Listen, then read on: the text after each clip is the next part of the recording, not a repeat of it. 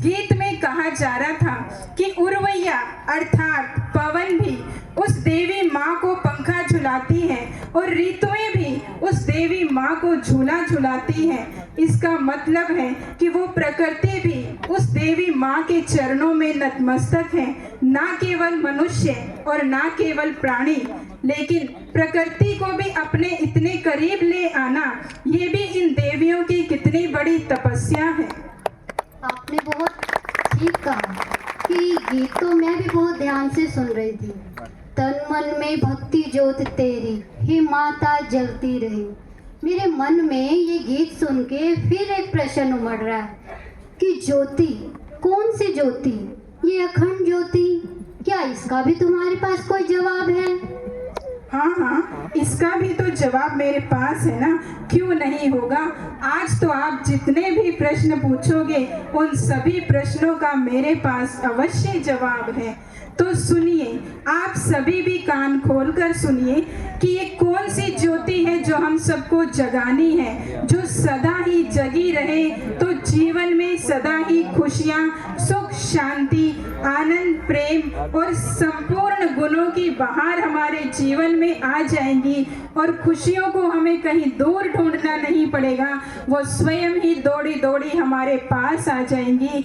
तो इस प्रश्न का उत्तर ये है कि जिस प्रकार हम देवियों के आगे अखंड दीप रखते हैं, अखंड ज्योत जलाते हैं और न केवल ज्योत को जलाकर छोड़ देते हैं, परंतु जलाने के बाद भी उसका इतना ध्यान रखते हैं कि किसी भी प्रकार से ये ज्योति बुझनी नहीं चाहिए।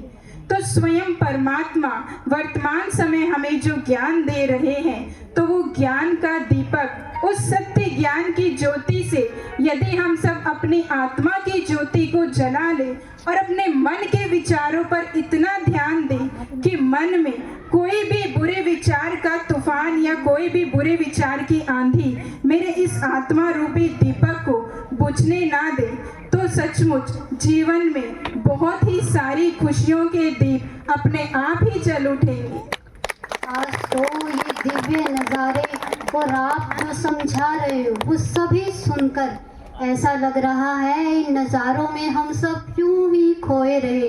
आप सबका भी ऐसा ही कुछ हाल होगा, है ना? तो एक बार जोरदार तालियों से बताएंगे अपने दिलों का हाल। मैं एक बात सोच रही थी कि जिन माँ की हम महिमा सुन रहे हैं, कहते हैं माँ एक ऐसी हस्ती होती है जिसकी तुलना हम किसी से नहीं कर सकते और जिसका रोल कोई भी अदा नहीं कर सकता। क्या वास्तव में ऐसा है?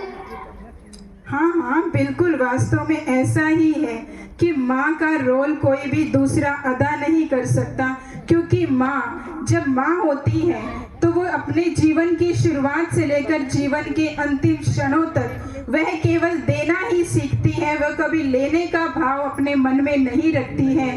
इसीलिए ही ये कहा गया है कि भगवान के बाद अगर दूसरा स्थान इस दुनिया में किसी का है तो वो माँ का है। बिल्कुल सही कहा आपने।